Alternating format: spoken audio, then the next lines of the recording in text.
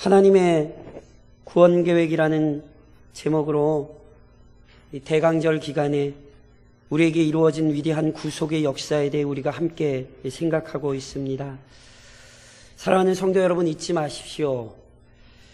첫사람 아담의 불순종 안에서 모든 인간이 죄인이 되고 영원한 형벌에 처하게 되었습니다. 그런데 이 비참한 상황에 놓이게 된 인간에게 놀라운 구원의 계획이 선포됩니다. 하나님께서 공의로운 심판을 시행하셔서 실은 모든 자를 멸하시는 것이 마땅한 하나님께서 오히려 여인의 후손을 보내셔서 사탄의 권세에서 건지시겠다고 약속하셨습니다. 이처럼 구원이란 죄에 굴복되었던 죄인이 스스로 노력하여 얻게 된 것이 아닙니다. 인간은 불순종하던 순간 이미 죄의 권세에 사로잡혔기에 구원을 얻을 능력 자체가 없습니다. 이 사실은 아담과 하와가 불순종한 이후 취했던 행동에서 잘 드러나요. 죄 짓자마자 뭐 했는지 혹시 성경에 기억하세요? 창세기 3장에 보면 이런 장면이 있죠. 이에 그들이 눈이 밝아져 자기들이 벗은 줄을 알고 무화과 나뭇잎을 엮고 치마로 삼았더라. 잘 아시죠? 인간이 죄를 짓고 나자 자신이 죄에 물들었다는 사실을 알게 돼요. 그래서요, 나름대로 해결해 보려고 노력을 했어요. 그래서 뭐 하지요? 무화과 나뭇잎으로 몸을 가려요. 그런데 그게 해결이 됐나요? 안 됐어요. 그래서 결국 뭐 하죠? 소용없다는 것을 알고 그래서 하나님을 피하여 숨은 거예요. 이게 뭘 보여줍니까? 불순종한 인간은 자신의 죄를 해결하는 데 있어서 무력합니다. 무능합니다. 그렇기에 성부 하나님께서 죄인들에 관한 구원의 계획을 세우시고 그가 친히 약속하시는 거예요. 오직 하나님 자신의 무한하신 사랑과 긍휼에 근거하여 구원의 계획이 선포됩니다. 그리고 이 모든 구원 계획을 이루시려고 그의 아들 성자 그리스도께서 이 땅에 오셨죠. 그것을 지난 시간에 갈라디아서 1장 4절에서 우리가 어떻게 살펴봤습니까? 그리스도께서 하나님 곧 우리의 아버지의 뜻을 따라 이 악한 세대에서 우리를 건지시려고 우리 죄를 대속하기 위하여 자기 몸을 주셨으니 그리스도께서 아버지의 뜻을 따르셨습니다. 그가 철저히 성부 하나님의 뜻에 순종하셨습니다. 죄인들을 대신하여 자기 몸을 주셨습니다. 즉 그의 생명을 내어주셨습니다. 그래서 죄인들이 구원을 얻을 수 있는 근거를 마련하신 거죠. 그러므로 이제 누구든지 그리스도를 믿는 자마다 멸망하지 않고 영생을 얻게 됩니다. 그런데 그리스도를 믿어 구원을 얻는다는 이 진리, 이 위대한 교리에 관해 혼동해서는 안 되시는 부분이 있습니다. 이 얘기는 끊임없이 교회 안에서 혼동된다는 뜻입니다. 여전히 교회 안에서 혼동되는 부분이 있어요. 이거예요. 제가 예를 들어 이렇게 설명을 해드릴까요? 제 얘기를 잘 들으셔야 돼요. 하나님께서 자기 아들을 죄인들을 위해 내어주셨다. 그리고 그리스도께서 죄인들을 대신하여 자신의 몸을 내어주시고 죽임당하셨다. 그러므로 이제 죄인들이여 들으라. 그 사실을 당신 자신이 믿고 고백만 하라. 당신의 입으로 그리스도를 고백하기만 하면 당신이 구원을 얻을 수 있다. 주의하셔야 됩니다. 오해하지 마십시오. 이런 권면은 필요하다면, 즉 죄인들의 회심을 촉구하기 위해서 제가 지금 설명드린 이런 것으로 죄인들에게 회심을 촉구할 수 있습니다. 그런데 주의하셔야 돼요. 제가 이 설교를 준비하는지 이미 알았던지 우리 청년 하나가 이번 주 초에 저한테 카톡을 보냈어요. 목사님, 저희 청년부 카톡방이 있는데 그 카톡을 보냈어요. 목사님, 영접 기도가 뭐예요? 영접 기도가 뭔지 아십니까? 교회 역사적으로 보면 대각성 부흥, 2차 대각성 부흥 운동이 일어난 이후에 뉴 잉글랜드, 미국이라고 저희가 표현하죠. 거기에 부흥의 끝말에 찰스 피니라고 하는 부흥사가 나타납니다. 그 찰스 피니가 물론 그 사람만이 아니라 그 시대의 중요한 집회의 특징이 있어요. 설교를 하고 예수 믿기로 작정한 사람 그 자리에 일어나십시오. 앞으로 나오십시오. 이걸 일반적으로 저희가 강단 초청이라 합니다. 그래서 강단으로 초청해서 그 앞에 나오면 그 사람들에게 뭐라고 얘기를 하냐면 이제 당신은 구원을 받았습니다. 틀렸습니다. 구원은 자기가 강단에 나왔기 때문에 받는 것 아닙니다. 영접 기도가 있지요. 복음을 전하고 그 사람과 함께 마지막으로 저를 따라 기도해 보십시오. 또는 이제 이 기도문에 따라 기도해 보십시오. 당신이 이렇게 기도했으니 이제 당신은 구원받으셨습니다. 믿음을 강조하기 위해 그리스도 앞에 회심을 촉구하기 위해 이렇게 결단을 요구하는 것 괜찮습니다. 시비 걸고 싶지 않습니다. 그러나 혼동하지 마십시오. 내가 입으로 고백했기 때문에 구원을 얻게 된 것이 아니고 영접 기도를 했기 때문에 구원을 받은 것이 아닙니다. 구원은 철저히 인간 손에 달린 것이 아니라 하나님 손에 달렸습니다. 저랑 이 하나님의 구원 계획을 하시면서 무엇보다 명심하셔야 되는 건 구원 계획은 하나님이 세우셨고 그것을 이루기 위하여 예수 그리스도께서 이 땅에 오셔서 자기 몸을 내어 주셨습니다. 그걸로 끝입니까? 아닙니다. 하나님께서 계획을 세우시고 성자 그리스도께서 친히 이루신 그 위대한 구원의 사역을 성령 하나님께서 오늘 우리 안에 친히 이루어 내십니다. 조금 정확히 말씀드리면 죄인이 고백하거나 믿었기 때문에 구원을 얻은 것이 아니라 성령께서 그 죄인 안에 역사하셨기 때문에 고백할 수도 있고 믿게 된 것입니다. 이렇게 성령께서 각 개인에게 구원을 적용하시는 논리적인 순서, 이것을 구원의 서정이라 이야기하는 것입니다. 오늘은 이제 그 구원의 서정을 본격적으로 살피기 전에 그 구원을 우리에게 실제로 성취하시는 성령이 누구이신가에 대해 오늘 저랑 살펴보시려는 거예요. 오늘 본문은 우리 주님께서 성령에 대해 친히 우리에게 알려주신 아주 위대한 말씀입니다. 사랑하는 성도 여러분, 성령이 누구이십니까? 우리 주님이 친히 말씀하셨습니다. 성령께서는 진리의 영이십니다. 오늘 본문에 우리 주님이 분명히 말씀하셨어요. 그는 진리의 영이라. 그렇다면 도대체 진리의 영이라는 게 도대체 무슨 의미입니까? 오늘 저랑 요한복음을 읽으셨잖아요. 요한복음의 관점에서 진리란 크게 두 가지로 설명할 수 있습니다. 우선 요한복음에서 진리는 예수 그리스도 자신입니다. 요한복음 14장 6절에서 우리 주님 뭐라고 말씀하셨어요? 예수께서 이르시되 내가 곧 길이요 진리요 생명이니. 뭐가 진리입니까? 진리는 어떤 지식 아닙니다. 진리는 우리 주님 자신입니다. 그래서 아세요? 진리가 우리 주님이기 때문에 진리의 영을 바꾸면 그리스도의 영이 되는 거예요. 그래서 성령께서 그리스도의 영으로 불리시는 거예요. 이것은 아주 참 놀라운 진리예요. 성령께서는요, 성부나 성자와 똑같은 영광과 능력과 권위를 소유하신 하나님이십니다. 그분은 결코 성부나 성자보다 부족하거나 모자란 분이 아닙니다.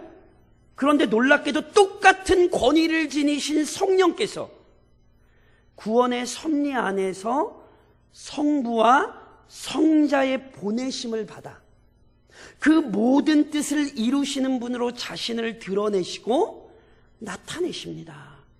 무엇보다 성령께서 그리스도의 영으로서 우리에게 그리스도의 영광을 보이십니다. 그래서 성령을 보내시는 주님께서 요한복음 16장에서 이렇게 말씀하셨어요. 그가 성령께서 내 영광을 나타내리니, 예수 그리스도의 영광을 나타내시리니 내 것을 가지고 너희에게 알리시겠습니다. 성령은 자신을 드러내시는 게 아니에요. 성령은 그리스도를 드러내십니다. 그래서 그리스도가 하나님의 아들이라는 사실과 그분이 죄인들을 위하여 구속의 일을 이루셨다는 사실을 깨닫게 하시죠. 그래서 바울 선생님은 고린도전서 12장에서 우리에게 뭐라고 가르쳤습니까? 또 성령이 아니고서는 누구든지 예수를 주시라 할 수 없느니라. 예수를 주라고 고백하는 건 그 사람이 내가 믿기로 작정했기 때문이 아니라 성령께서 그 안에서 역사하셨기 때문이라는 거예요. 이게 성령님이시란 말이에요. 동시에 진리의 영, 성령, 진리라는 의미는 거룩하고 순결한 말씀을 의미합니다. 요한복음 17장에서 우리 주님 그래서 이런 기도하셨어요. 그들을 진리로 거룩하게 하옵소서. 아버지의 말씀은 진리니이다. 뭐가 진리입니까? 말씀이 진리입니다. 그래서 진리의 영이란 말씀의 영이라는 거예요. 성령과 말씀이 밀접한 관계를 갖고 있음을 나타내는 거예요. 그래서요, 이 밀접한 관계를 우리는 이렇게 설명할 수 있어요. 우선 성령께서 신실한 종들을 통해 우리가 가진 이 말씀을 기록하셨죠. 베드로후서 1장 21절에서 베드로 사도가 뭐라 얘기했습니까? 예언은 우리가 가진 이 66권 성경은 언제든지 사람의 뜻으로 낸 것이 아니요 오직 성령의 감동하심을 받은 사람들이 하나님께 받아 말한 것입니다. 성경을 누가 기록한 것입니까? 사람이 기록한 것 아닙니다. 성령께서 사람들을 통하여 기록하신 거죠. 성경 66권 말씀은 사람의 작품이 아니라 성령의 신적 계시입니다. 그래서 보세요. 오늘도 제가 뭘 가지고 우리 교인들 앞에 섰습니까? 제 개인적인 생각 가지고 선 것 아닙니다. 저는 지금도 뭐 하고 있습니까? 성경을 풀어드리고 있습니다. 사람의 생각이나 사람의 작품이 아니라 거룩하신 성령께서 우리에게 주신 말씀. 우리는 그래서 그 권위를 인정하는 거예요. 동시에 성령과 말씀의 관계는 성령께서는 이 권위 있는 계시를 기록하게 하셨을 뿐 아니라 이것을 깨닫게도 하십니다. 그래서 고린도전서 2장에서 바울 선생님이 이렇게 말씀하셨어요. 내 말과 내 전도함이 설득력 있는 지혜의 말로 하지 아니하고 다만 성령의 나타나심과 능력으로 하여 너희 믿음이 사람의 지혜에 있지 아니하고 다만 하나님의 능력에 있게 하려 하였노라. 말씀을 기록하신 분도 성령이시고 그 기록된 말씀을 깨닫게 하시는 분도 성령이십니다. 제가 누누이 말씀드린 것처럼 제가 설교는 해드릴 수 있어요. 그러나 제가 믿게 해드릴 수는 없어요. 제가 이 진리를 풀어드릴 수는 있지만 이 진리에 사로잡히게 만들어드릴 수는 없어요. 성령께서 지금도 우리 성도들 안에 역사하지 않으시면 제 말은 소리나는 구리와 울리는 꽹과리가 될 뿐이에요. 이분이 성령이세요. 그리스도의 영이시며 말씀의 영으로서 우리 가운데 계시죠. 그렇다면 그가 그리스도의 영이요 말씀의 영으로 우리 가운데 계심으로 어떻게 하십니까? 성령께서는 택자와 비택자, 다시 말씀드리면 신자와 불신자를 드러내십니다. 본문에서 우리 주님께서요 구별을 하세요. 어떻게 해요? 너희와 세상, 즉 제자들과 불신자들을 구별하십니다. 그리고 이 특징을 아주 정확히 말씀하셨어요. 세상의 특징이 뭔지 아세요? 세상은 능히 그를 받지 못하나니 이는 그를 보지도 못하고 알지도 못합니다. 세상의 특징이 뭐예요? 세상은 성령 하나님과 그가 적용하시는 구원의 은혜를 경험하지 못합니다. 성령께서 행하시는 일들을 이해할 수도 없고 알아보지도 못합니다. 설령 성령께서 하신 일을 목격하더라도 그 능력을 인정하지 않고 오히려 거부합니다. 그래서 고린도전서 2장에서 바울 선생님이 이렇게 말씀하셨어요.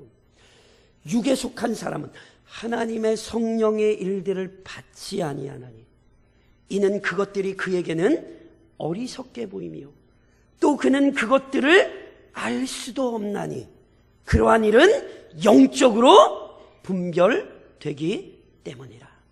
세상의 특징은 성령도 모르고 그가 하시는 역사도 몰라요. 반면 너희라 불린 자들, 즉 제자들은 전혀 다른 특징을 나타내죠. 우리 주님이 본문에서 뭐라고 말씀하셨어요? 너희는 그를 아나니, 너희는 그를 아나니. 그리스도의 제자들, 즉 구원을 얻은 자들은 성령의 존재를 인식합니다. 성령께서 이루시는 구원의 일들을 경험할 뿐 아니라 이해하게 되는 거예요. 그런데요, 지금 말씀드린 것처럼 성령에 대해 택자와 비택자, 신자와 불신자가 전혀 다른 태도와 반응을 나타내게 되는 원인을요, 제자들 자신이나 불신자들 자신에게서 찾으시면 안 된다니까요. 지금까지 계속해서 강조했듯이 구원은 하나님의 계획으로부터 시작된 것입니다. 그래서 이 하나님의 구원 계획에는 여자의 후손을 보내시는 일만이 아니라 이 여자의 후손을 통하여 구원을 받을 자들에 대한 작정이 포함되어 있어요. 이것을 저희가 일반적으로 예정론이라 부른다니까요. 그러니까 이 신비로운 예정 안에 성령을 받게 되고 알게 되는 자들, 즉 선택된 자들이 있습니다. 이와는 달리 성령을 받지도 못하고 알지도 못하는 자들, 즉 유기된 자들이 있습니다. 이 선택과 유기는 각 사람에게 근거가 있는 것이 아니라 하나님의 주권적인 결정입니다. 하나님이 모든 인류를 창조하셨고 그가 모든 인류를 구원하셨기에 그가 심판하실 수도 있고 그가 구원하실 수도 있는 거예요. 그리고 이 사실 안에서 단언컨대 그리스도께서는 모든 사람 또는 전 인류를 위하여 죽으신 것이 아닙니다. 혼동하지 마십시오. 그리스도께서는 모든 사람을 위하여 죽으신 것이 아니라 그리스도께서는 오직 택하심을 입은 자들만을 위하여 죽으셨습니다. 이것을 약간 어려운 말로는 한정속죄, 제한속죄라 부르죠. 이것이 성경이 가르치는 진리입니다. 실제로 요한복음 17장에서 우리 주님 이렇게 기도하셨어요. 내가 그들을 위하여 비옵나니 내가 비옵는 것은 세상을 위함이 아니요 내게 주신 자들을 위함이니이다. 그들은 아버지의 것이로소이다. 예수님은 아버지의 것, 즉 택하심을 입은 자들을 위하여 기도하셨고 그들을 위하여 목숨을 내어주신 것입니다. 그래서 보세요. 하나님께서 택하시고 그리스도께서 대신 죽어주신 자들만에게 성령께서 친히 역사하셔서 구원을 이루시는 거예요. 그러니 성령이 역사하시는 것을 볼 때 그 사람은 구원받은 자임이 분명한 것이죠. 지금도 아버지와 아들의 영이신 성령 하나님의 역사하심을 통해 이 땅 위에 하나님의 사랑받는 자녀들과 진노의 자녀들이 구별되는 것입니다.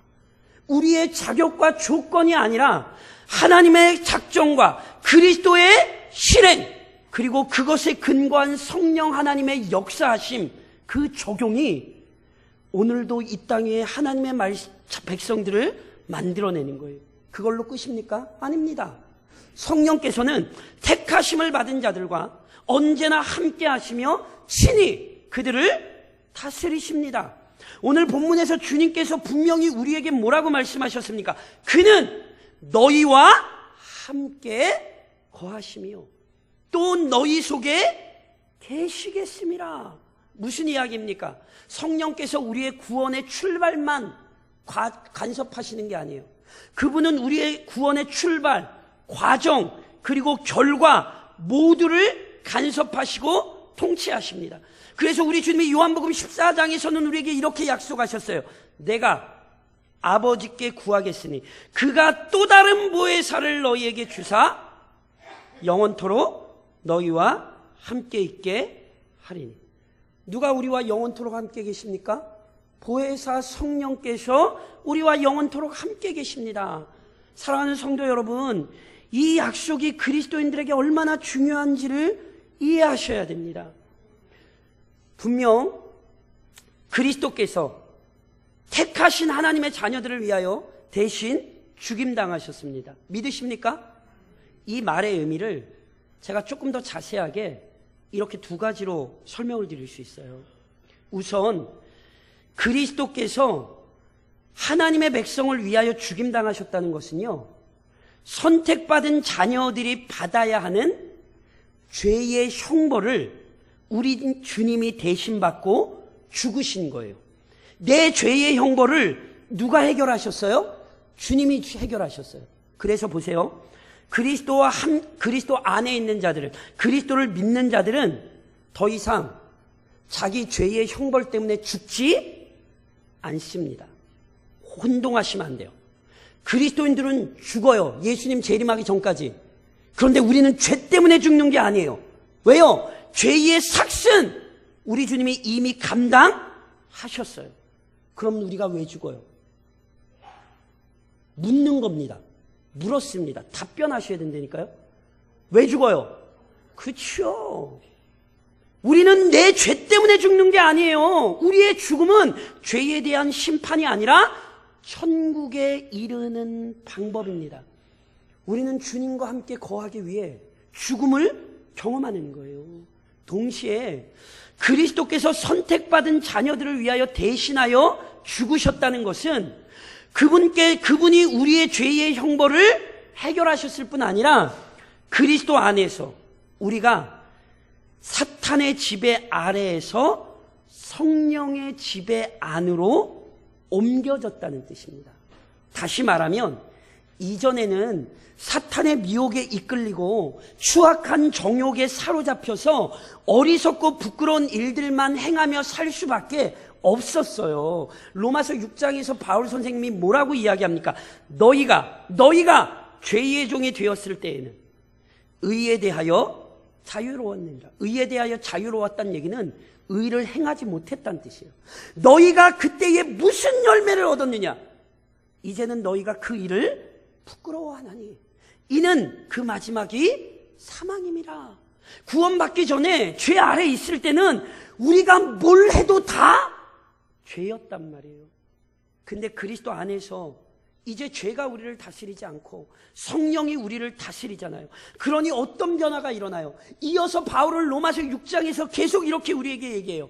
그러나 이제는 너희가 죄로부터 해방되고 하나님께 종이 되어 거룩함에 이르는 열매를 얻었으니 그 마지막은 영생이라. 죄에서 벗어나 하나님의 종이 되어 성령의 열매를 맺고 살아가는 거예요.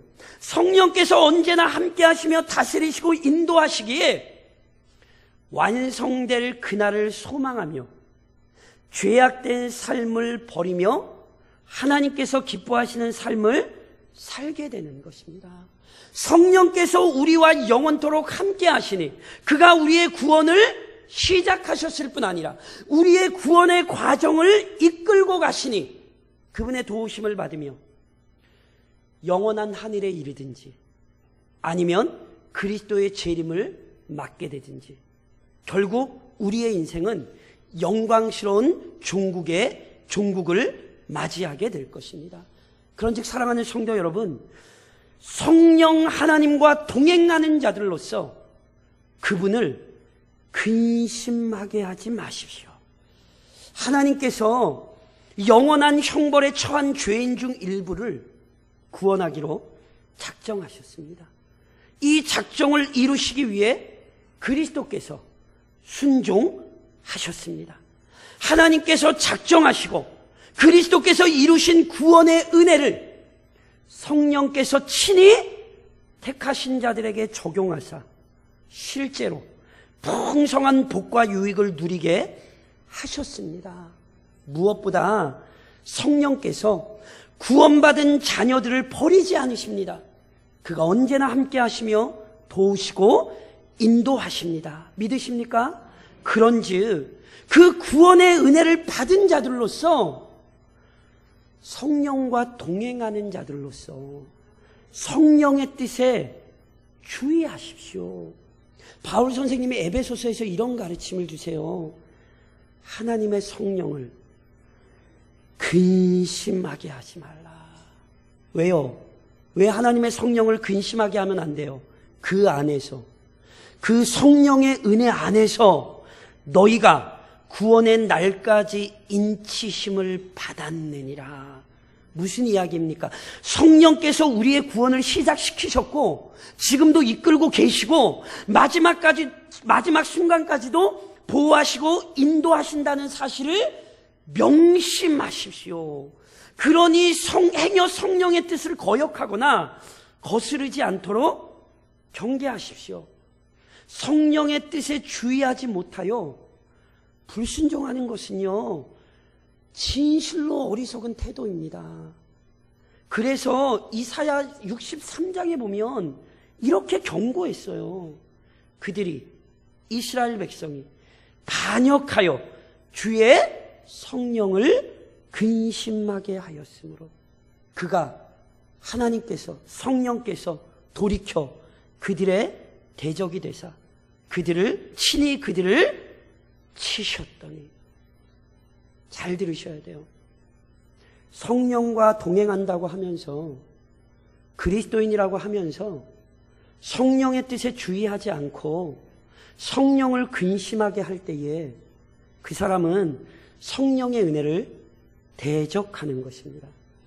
그 사람은 구원받은 자가 누릴 수 있는 풍성한 은혜의 삶을 거부하는 것이고, 그는 결국 스스로 자기의 삶을 괴롭게 하는 것입니다. 그러니 스스로 괴로운 자가 되지 마십시오. 성령을 근심시키는 자가 되지 마십시오. 목사님, 그럼 어떻게 해야 되는데? 도대체 어떻게 하는 게 성령을 근심하게 하지 않는 것인데요? 앞서 설명드렸잖아요.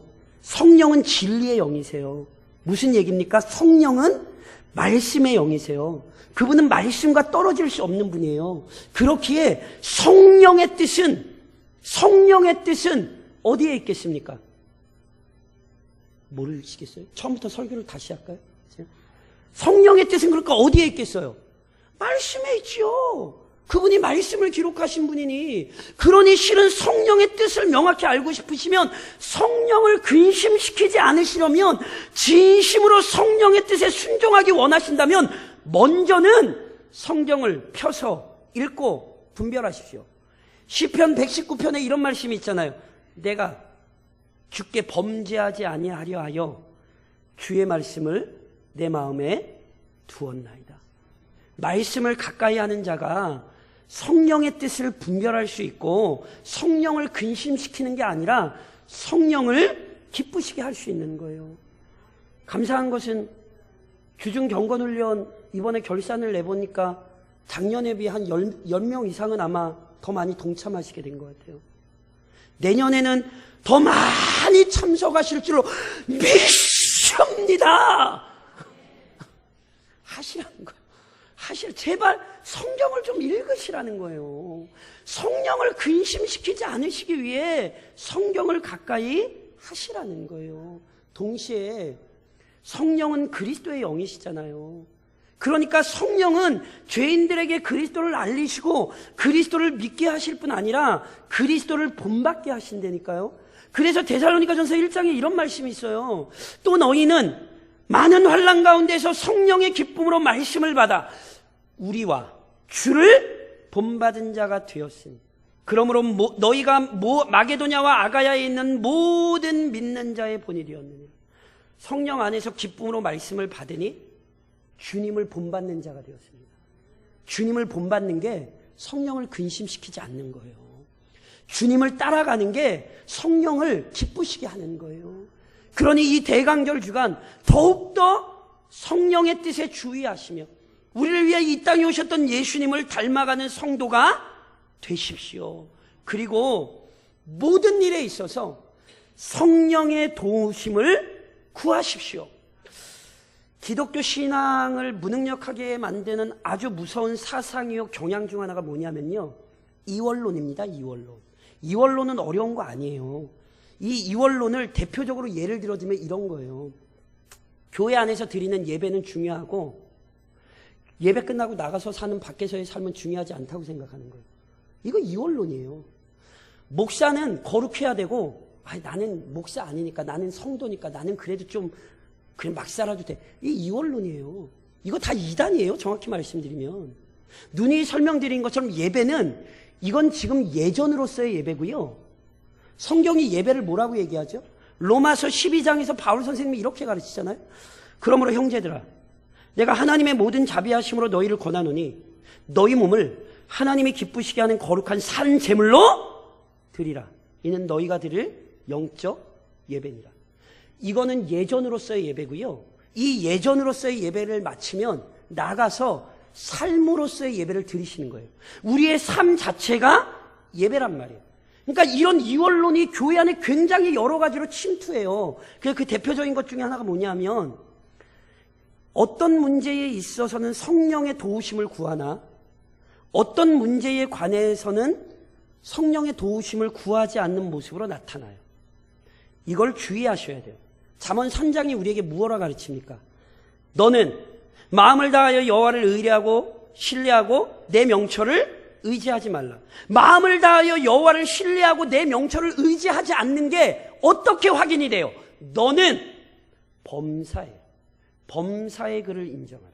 그리하면 내 길을 지도하시리라. 무슨 얘기인지 아시겠어요? 우리는 실은 모든 문제에서 하나님의 뜻과 성령의 도우심을 구해야 돼요. 예를 들어 드릴까요? 아브라함의 종이요, 아브라함의 명령으로 이삭의 아내를 데려오기 위해 먼 곳으로 떠나요. 아브라함의 고향으로 떠나요. 그러면서 아브라함의 종이 어떻게 하는 줄 아세요? 중매쟁이 찾아다니지 않아요. 어디 좋은 처자가 있는지 묻고 다니지 않아요. 창세기 24장에 보면 이런 말씀이 있죠. 그가 이르되 우리 주인 아브라함의 하나님 여호와여 원하건대 오늘 나에게 순조롭게 만나게 하사 내 주인 아브라함에게 은혜를 베푸시옵소서. 그가 먼저 뭐 합니까? 기도하며 도우심을 구합니다. 그랬을 때의 그의 기도의 응답으로 하나님이 이삭의 아내 리브가를 허락하시는 거라니까요. 한나라는 여인 아십니까? 한나라는 여인은요, 아이를 못 낳았어요. 아이를 못 낳으면 어떻게 해요? 산부인과 뻔질나게 찾아들어요? 사람 붙들고 한탄을 해요? 한나는 그러지 않았죠. 한나의 지혜로움이 어디에 있습니까? 아이를 낳는 문제도 누구의 손에 있어요? 하나님 손에 있어요. 그래서 한나가 실제로 사무엘상 12장에서 어떤 고백을 했어요?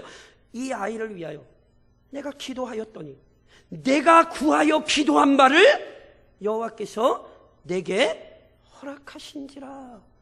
이것은 기도로 풀었어야 되는 문제라는 걸 한나는 알았다니까요. 인간관계요? 인간관계 어떻게 풀어야 되죠?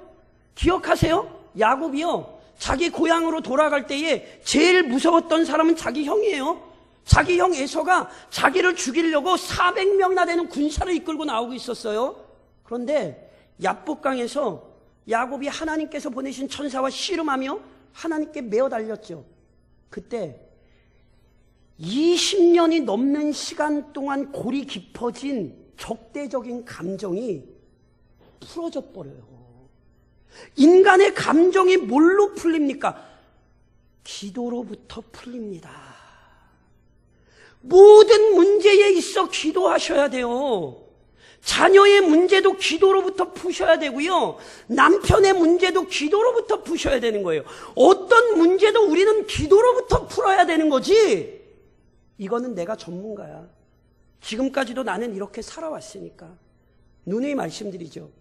하루를 시작하며 기도로 하루를 시작하지 않으시면 그 성도는 교만한 성도입니다. 그 성도는 성령의 도우심을 구하지 않는 참 어리석은 성도입니다. 목사님, 기도하고 싶은데 기도가 안 돼요. 왜 모릅니까? 성경이 압니다. 그래서 바울이 로마서 8장에서 우리에게 뭐라고 가르쳤습니까? 이와 같이 성령도 우리 연약함을 도우시나니 우리가 마땅히 기도할 바를 알지 못하나 오직 성령이 말할 수 없는 탄식으로 우리를 위하여 친히 간구하시느니라. 기도가 안 되는 것도 뭘로부터 시작하셔야 되는지 아세요? 기도로부터 시작하셔야 되는 거예요. 우리를 위하여 친히 간구하시는 성령께 우리는 간절한 도우심을 구하여야 합니다. 그러니 다시 기도함으로 모든 문제에 임하십시오. 그리고 그때에 언제나 성령 충만의 은혜를 간절히 기대하며 부르짖으십시오.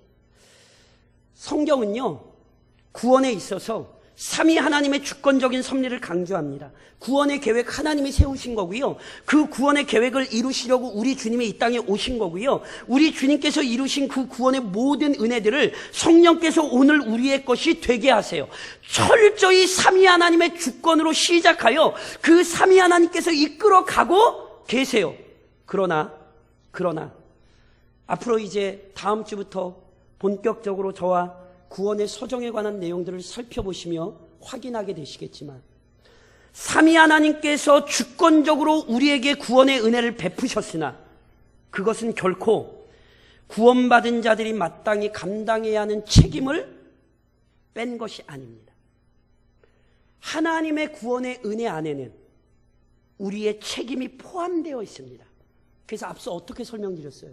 성령을 근심시키지 않으시려면 끊임없이 말씀을 가까이 하셔야 돼요.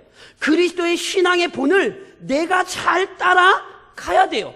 성령의 도우심을 제한하지 말고 삶의 모든 문제에 지혜를 주시기를 열심히 구하십시오. 그리고 무엇보다 진실한 그리스도인으로서 소망하고 얻기 위해 힘써야 할 게 있어요. 그게 뭔지 아세요? 저를 좀 따라 하시겠어요? 성령 충만.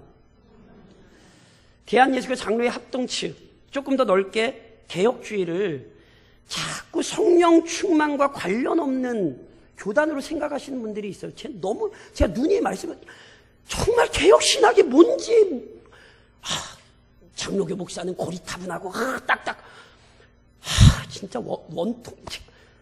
우리를 그렇게 얘기하시면 안 돼요.